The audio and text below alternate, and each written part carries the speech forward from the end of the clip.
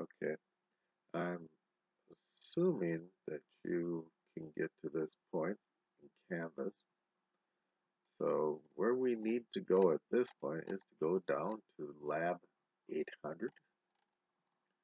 We've got everything in up to Lab 800, so that's where we're going to go to latching, relays, and ice cubes.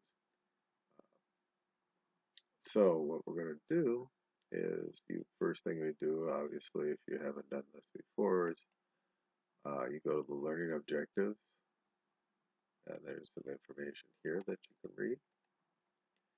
And you can either click next to go back to home. I'm going to go next. And here we got a PowerPoint for latching and ice cube relays. So let's click on this. Okay, and I'm going to open it.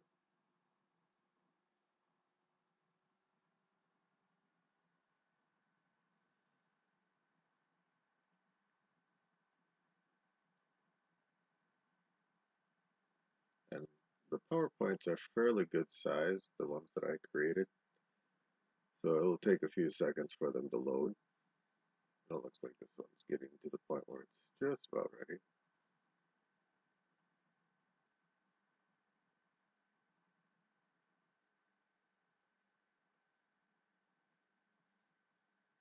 Okay, this isn't one of the larger ones, so this should be okay. And it's going to tell you about ice cube and latching relays. What I'm referring to as ice cube relays are also known as plug-in relays. And if you look down here at the bottom, you can see that there are little spades that would connect or plug into the base for this particular relay. And you can go ahead and read this information. Of course, you've got time to look at this when you're going through Canvas, but this is where you would start with everything, and these are nothing new that you weren't doing before. And if you look at the ice cube relays here, you can see that it's showing this is the configuration for the contacts that are located in the different types of relays. This particular relay has 4 sets of contacts, and the common is the 11, 21, 31, and 41. And if you look here, you can see that 11 goes to 12 and 14. Oop. And on mine, let's see if I can make this a little bit larger so we can see it. There we go. And if you look, 11 is going or touching 12 right now, so that would be normally closed. And here they show you an actual picture representation of the contact. This one would have been 11 going to 12. Okay, so we would wear it here for 11. This would have been 12. And this one would have been my 14. So this is normally closed. And between here and here, it's normally open. So this is a representation of each one of these individual contacts that you see there. And what you, doesn't want to move for me. Okay, so what you want to do is go through the PowerPoint so that you understand what is happening here with it, so that it is not, when you get to the actual lab, so you're not totally unable to understand what it's asking. And you can see that it's got, again, more information here. There we go. So you can read through that. And there's the one that is on our industrial control simulator board. It actually is a normal relay on the base. And then by adding this module to the top of it, it now becomes a latching relay. So the first one we talked about were ice cube relays. This is what you'd refer to as a latching relay. Here's another example, a much older one, but again, you've got an upper module that goes on a lower relay. Notice that this has a wire coming off this part here, and if you go, this is the same one over here. If you go here, you can see a white wire coming up here. So this is actually a coil on top. If I back up to the one previous to that, And again, I'm going to have to enlarge these in order for us to see it. But the one on top, the module, all the way down to here. Okay? So it's got a coil on top as well. That would be the unlatching coil. When I energize the bottom relay or energize the coil down here, and that pulls in, that's what's going to create the latching effect that we've got there. Okay, so in other words, once it's latched, I can turn the power off to the lower part, and it's going to remain latched. In other words, it's mechanically held in like an operated state. So in this case, that's what's going on with it. Okay, so we'll go on from there. I'm going to, again, you can go through that PowerPoint on your own and look at it again. I'm going to go to the next thing in Lab 8, see what they show us. And here's the actual latching ice cube relay lab. Let's see what this looks like.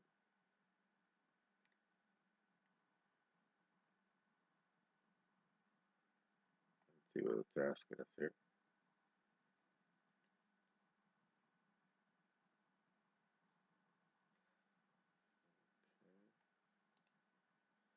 Again, it's giving us some information. There was that relay you just saw in the panel beam that was already wired up. Here's another example of a latching relay.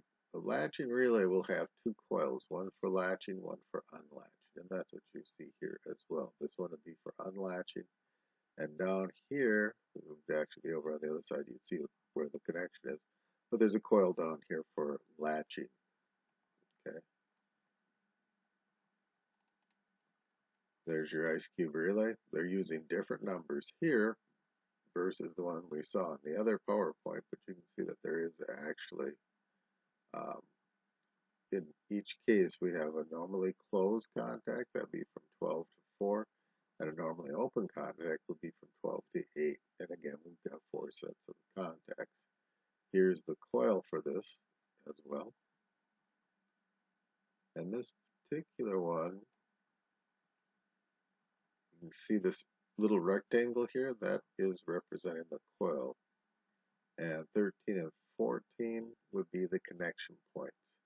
So with a relay, an ice cube relay, they have a base, and you need to know these numbers in order to wire to the base.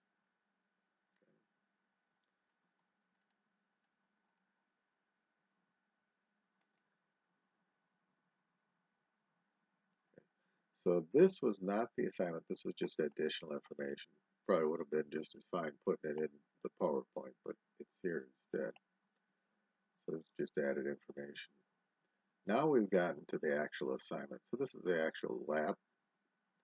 Okay, so if I look here, this is going to tell me what it is we're supposed to do for this lab. Here we go.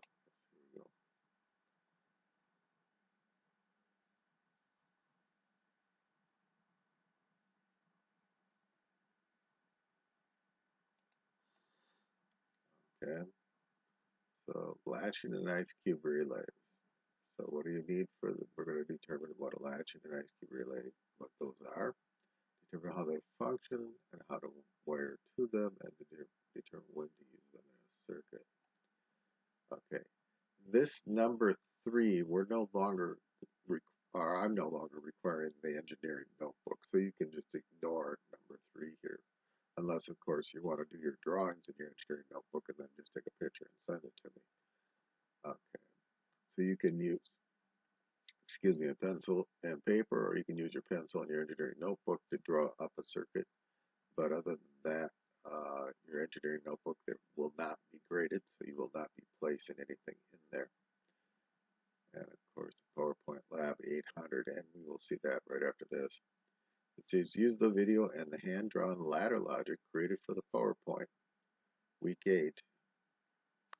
Describe the operation of the circuit demonstrated. Submit this for your lab grade. Okay, so that's the lab part of it. So you're going to watch a video. You're going to describe the operation, And then you're also going to try to draw a little circuit for that. And that's what you get for a grade for the lab. Of course, you do still have to complete a summary and submit that. And again, this part of it you don't need to do. Uh, we're not really worried about the engineering notebook, or I'm not going to worry about the engineering notebook at this time. I don't need to give you more work, or we're not going to worry about it anyway, as far as you have to create that in the engineering notebook. So from this point forward, we're not going to worry about your engineering notebook per se. Okay, so that's just instructions for the lab. You'll notice along with this, under the lab assignment, I have the PowerPoint. So we're going to go to the PowerPoint now. And this was the PowerPoint I was thinking of earlier when I said it's going to take a few seconds or a few minutes to download. You can see it's fairly large. It's downloading right now. And as soon as it gets completed, we will run through that so you can see what that's about. So you can't do the lab until you get a chance to go through this PowerPoint and look at it.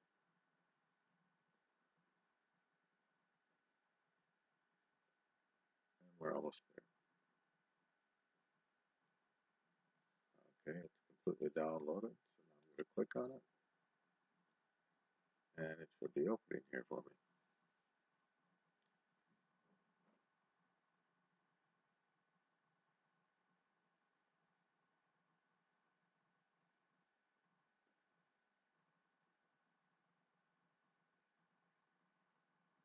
Again, it looks like it's going to take a few seconds. And here we go. And you can see it's fairly uh, large. I've got 17 frames in here. Okay, I had to create the circuit because I do not have an industrial control simulator board with me. So this was a couple of trainers that I brought home with me before we were uh, no longer allowed into the school. So I'd have the ability to create some of these programs for you. Okay. So the ice cube relay and latching relay and a pressure switch. Later on, we'll talk about this pressure switch again, so you will see this trainer again. Right now, here is a controller over here, or an operator station. You can't see it, but right here on the edge is a red push button that kind of got out of the picture. You got a couple of greens, a black, a blue, and then a selector switch.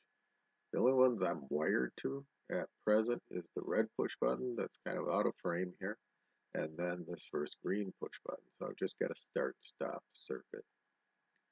Those wires are going over here, and if you look, you can see that I've got a little ice cube relay here. And I also have in the same picture, and here, let me zoom in a little bit so you can see those. But it'll let me.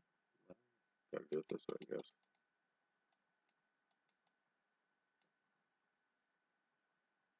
Okay. Okay, so now I've got an ice cube relay right here. And over here, I've got a latching relay. Here's my coil down here. That's to energize the latching part of it. And this part right up here, the module that's sitting on top of this relay, this is what is the latching relay module. So when I energize this coil down here, it's going to cause a mechanical latch to take effect and hold those contacts. They're normally open. It's going to hold them in a closed position, even if electricity is cut off to this lower coil. Now this one I did not bother wiring to the unlatch relay, but if I needed the unlatch relay, I would wire to these 2 points, and there's a coil in here, and once I energize that, it would unlatch it. But for this lab, what I did was we also have a manual way to unlatch it. So if I push down right here, it will unlatch this relay as well. So I've got my ice cube relay and I've got my latching relay.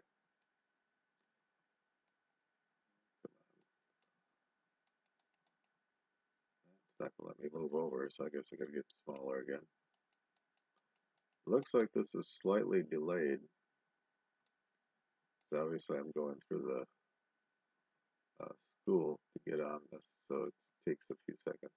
Over here, and again we'll have this in another lab, is my pressure switch. Okay, so this is the actual circuit. This drawing or this contact right here should be, the line should be below the circle. I drew it incorrectly. It should be a normally open contact. Okay, and what we have, what you're actually looking at is I've got an AC circuit. You can see that up here I've got it written 120 volts AC. This is the symbols that they use in AutoCAD to represent um, ice cube relay contact set, because you've got two contacts connected to a common connection point, which is number 12. So 12 to 8 is normally open, 12 to 4 is normally closed. So on that ice cube relay, that's what I'm using as one of their contacts, and all I need is the normally open one. Notice that these numbers that I put on here are actually circled.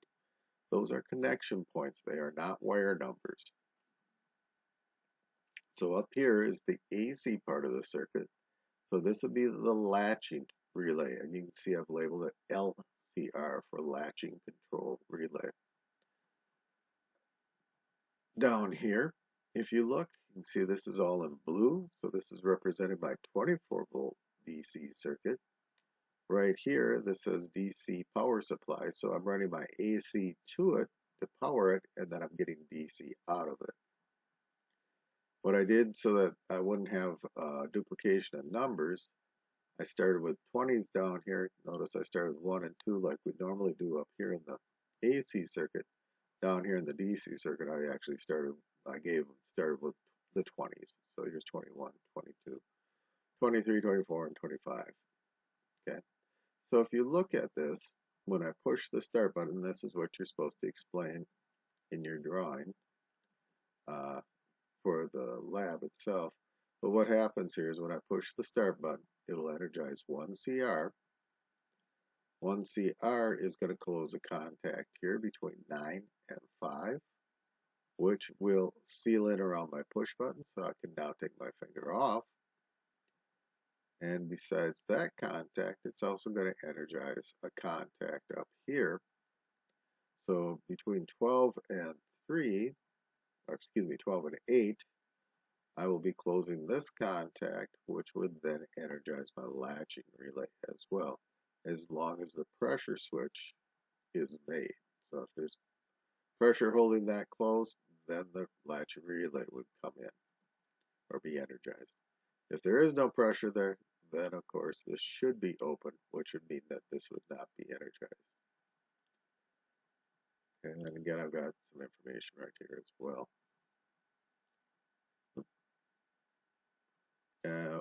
Here I've given you a little bit, I used that same picture from the very first frame, and I labeled some of it for you. Here's the operator station or control panel. Here's the ice cube relay, the latching relay, and of course the pressure switch. Here's a better picture of the operator's panel, and you can see that red push button now a lot better. And if you look closely, you can see that I'm wired to the red push button. That's what these first two terminals are for. The next two terminals, this gray and black, where I've got two more wires, are wired to this start button. This one over here, this blue one that you see, that is my positive coming over and being tied into my stop. And this wire that you see on this side is my negative, which is going over to my relay. Okay, so I've got a positive and I have a negative over here. So these two screws go to the coil inside this relay. So even though this is smaller than what I refer to as an ice cube relay, it still has a coil and contacts. So again, even though this is much smaller than this, it is doing the same type of work. Here I've enlarge the coil itself, or excuse me, the ice cube relay itself, so you can see the top of it. I've got two shots of it here. You can see the numbers that go to the different contacts. And again, it looks like 12 to 4 is normally closed. Here's the 4 up here. And 12 to 8 or 6. I can't make that out really well. Anyway, that would be my normally open. Okay. The coil, again, you can kind of see it in this picture right here. And you'll see that there's a number 13 and a number 14. And with a DC coil, it is important to know the polarity. In other words, where's your positive and negative? So 13 on the coil has to be negative. 14 on the coil has to be positive. Okay, here is again another picture. This is from the other side of the contact set. We had 12 on this side, and we start with 9 on this side. You can see it's 9, 5, and 1. If I look over here, here's my 9, which is the common, meaning it goes to both 1 and 5. So 9 to 1 is normally closed. And if we go from 9, and you have to jump this gap, would be 5 over here. So this would be a normally open. This was the standard way, or the normal way of drawing these contacts. And it's only AutoCAD that doesn't seem to have this symbol in there. Okay. Here's the normal way, or the way that it's always been drawn. Here would be the symbols that you'd use from, this is the AC one, this is the DC one. It doesn't matter, they're both the same symbol. This is what they show up in AutoCAD as. Okay, here what you're looking at is the latching coil and the unlatching. So we're looking at the latching relay here. Notice I've got some red wires and I've got some blue wires. That denotes or tells you that I'm using DC and I'm also using AC in this relay. It takes AC to energize the coil on this relay, but I'm actually opening and closing contacts for both the DC and the AC circuit.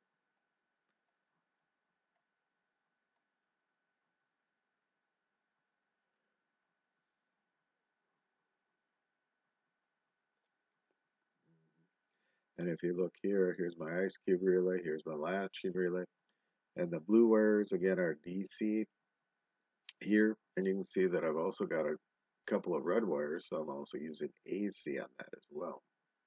So I'm using AC and DC on the blue, or on the latch, or on the ice cube relay, and I'm also using AC and DC on my latching relay.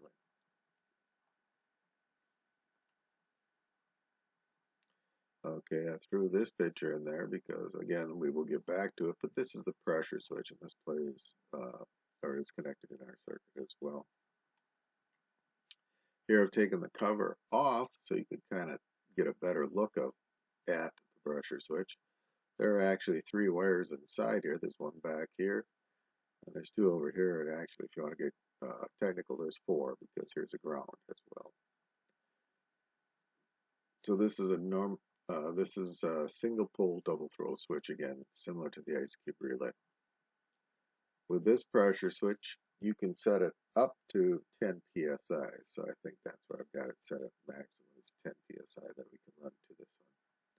Here's a closer look at that pressure switch again. And you can see here where it says 10, 5, 0, and so on. So these are the PSI, or pressure, and we can also use this pressure switch for vacuum. And that's what you see on this side where it goes 0, 10, 20, 30. So it says inches of mercury here. So that's what it's talking about here.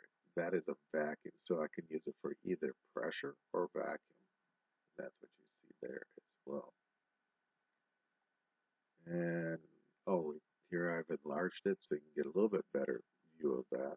And again, if you look, and we start right in the middle where 0 is located, I can go up to 10 pounds per square inch.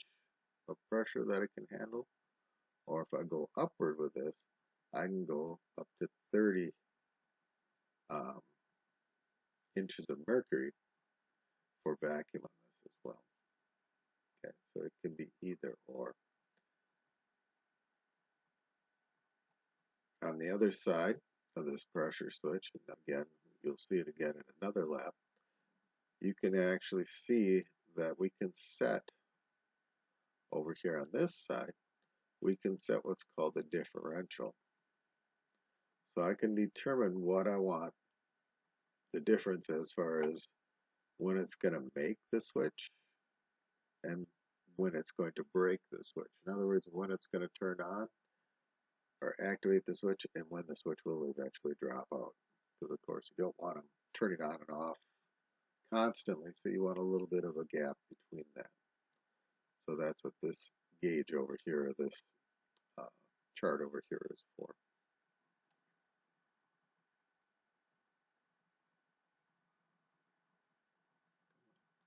There we go, got down to here. Now, even though this looks just like another picture of our circuit, this is actually a video. You should have noticed, or hopefully you noticed, that this has an arrow to start it going. And obviously, if you look over here, you will see that we got time, duration showing it running, and of course we can jump there, jump back. But if you don't run your mouse over it, you wouldn't know that that was a video. So you gotta run your mouse over it. And when I get over here, I'm gonna let it run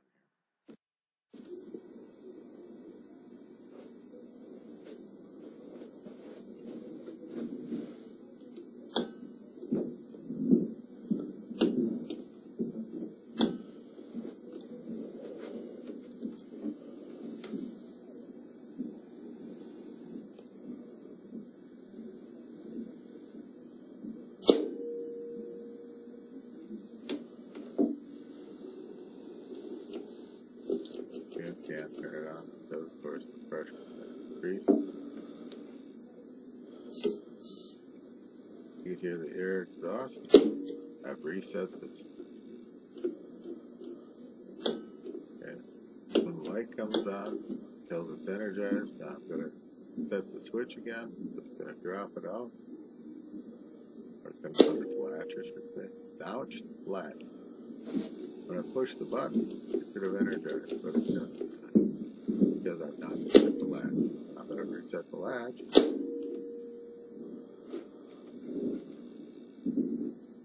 Gotta make sure all the air is out of it.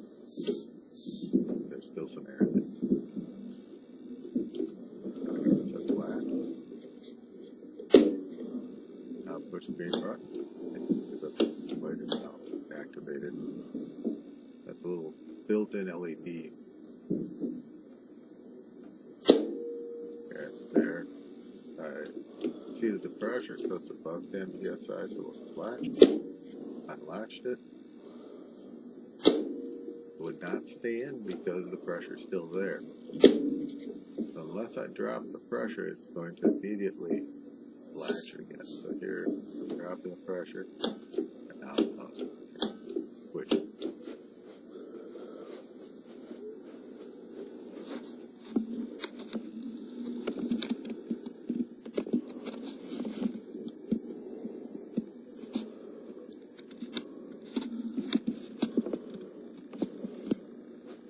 Looks like I'm zooming in so you can see the actual operation of the switches. There, it's been energized. There, increase, start and stop.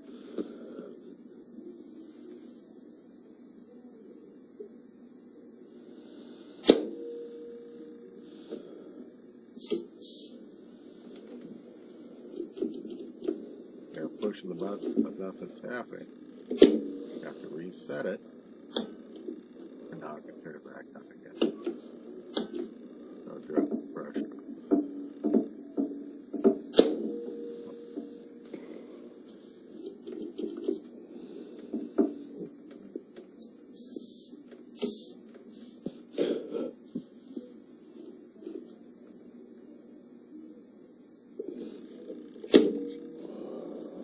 time you hear that click, I'm actually resetting the pressure. I'm actually resetting the latch indicator. Again, you do it manually, that's what I'm doing. So push down the top. Obviously, I can't read here. Okay. Oh, good.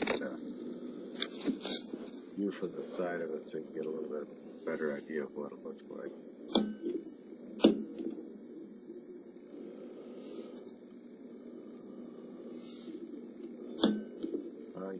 See, I'm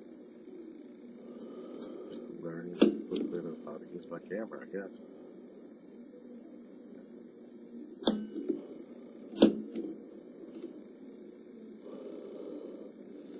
There's my little pressure switch with the gauge. I'm actually going to focus on increasing the pressure. Kind of hard to tell.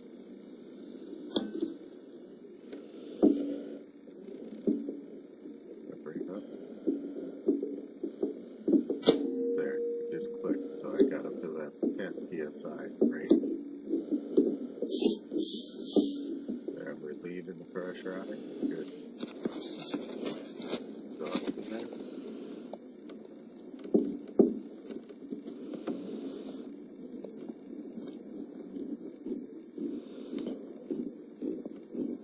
Bring the pressure back up and just click.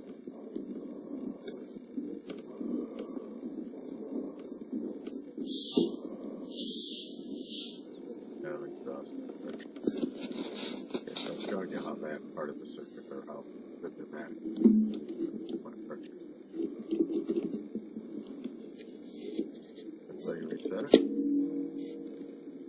and probably turn it on again. Yep. Okay, that's your video.